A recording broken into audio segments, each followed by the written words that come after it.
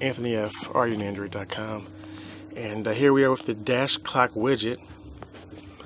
It basically replaces the lock screen clock widget for Android 4.2 plus phones. If you have used CyanogenMod, you would have noticed that their lock screen is cool because it has the time as well as the temperature.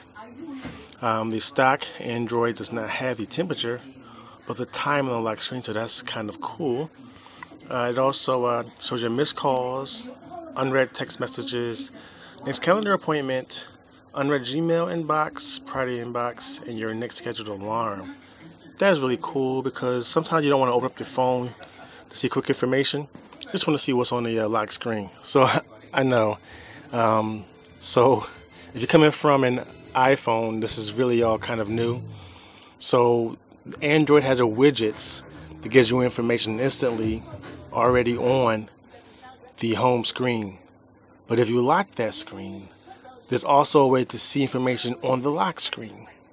It's all about convenience. It's all about taking the phone out of your pocket for a second, taking a look, and then putting it back in your pocket. So that's cool.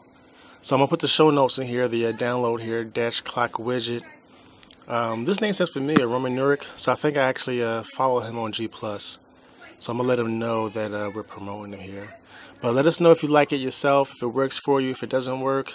It has a lot of good reviews. Oh, there's about 8,000. So it must be good. Best clock I ever had.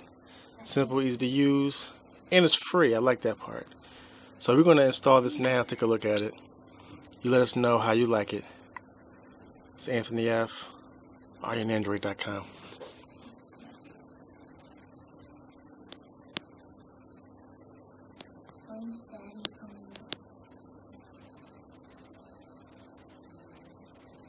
Oh, I don't want you to